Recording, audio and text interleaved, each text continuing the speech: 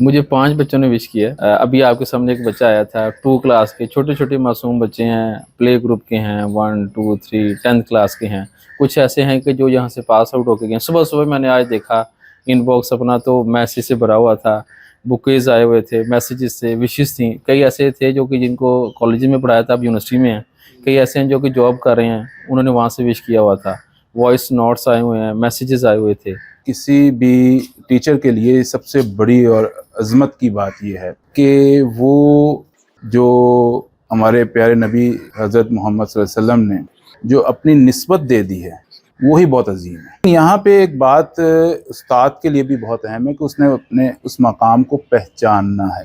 اس مقام پر وہ خود آئے گا ایز اے رول ماڈل، تب ہی وہ اس کو وہ مقام بھی حاصل ہوگا، اور وہ سارے فیوز و برکات جو ایک روحانی طور پر اور ایک معاشرے نے اس کو دینے ہیں وہ بھی اس کو حاصل ہے. اس میں کوئی دو رائے نہیں کہ جب ایک طالب علم ہوتا ہے اس کو شاید اس وقت وہ قدر نہیں ہوتی استاد، جو بعد میں جب ہم پریکٹیکل لائف کے اندر جاتے ہیں تو پھر ہمیں معلوم ہوتا ہے کہ واقعتاً استاد ہمیں صحیح رہنمائی فرما رہا تھا، صحیح بات کہہ رہا تھا.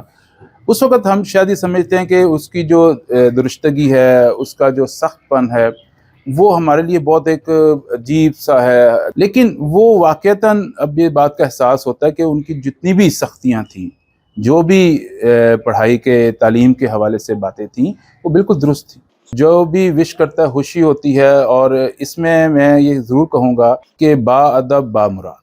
طالب علم اپنا مقام اس وقت حاصل کرتا ہے کہ جب استاد کی روحانی دعائیں جو ہیں وہ حاصل کرے.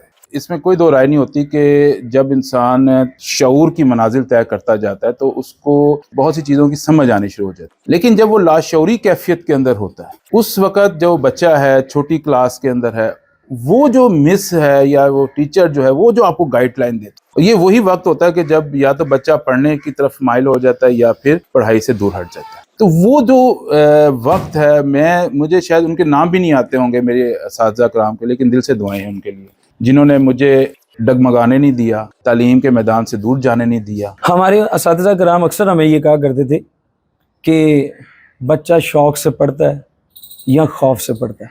آج کے دور کے اندر ہمارا جو طالب علم ہے وہ علم سیکھنے نہیں، علم پڑھنے جاتا ہے.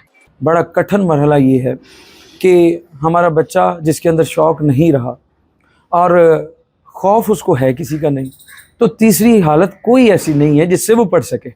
تو اس مسئلے کو حل کے لیے نہ جانے کتنے لوگ سوچ رہے ہوں گے، کتنے لوگ اس کے اوپر ریسرچ کر رہے ہوں گے، لیکن جس طرح دین کے اندر سزا اور جزا ہے، اور ہم چونکہ ایک اسلامی معاشرے سے تعلق رکھتے ہیں، تو میں آج کے دن کی مناسبت سے سبھی جو سننے والے ان پیرنٹس کو، ان ٹیچرز کو کہیں گے، خدا کے واسطے کچھ نہ کچھ ایسا ضرور رکھیں یا بچے کے اندر آپ کی آئیڈینٹی شوق کی شکل میں چلی جائے، یا پھر پیرنٹس کا اور ٹیچرز کا بچوں کو خوف ہونا بہت ضروری ہے.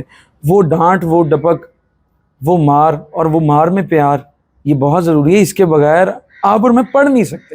پوری دنیا میں یہ ہوتا ہے کہ انسان کمپٹیشن کے اندر خود کو پہلے رکھتا ہے، لیکن والدین اور ٹیچر وہ ہوتے ہیں، وہ مقدس رشتے ہیں جو کہ اپنے اسٹوڈنٹ کو کہتے ہیں کہ ہمارے سے بھی آگے جا سکیں. ہماری جب کوشش ہوتی ہے جب ٹیچر جیسے ہی ہمارا اسکول میں انٹر ہو سب سے پہلے با کے اس کو وش کریں.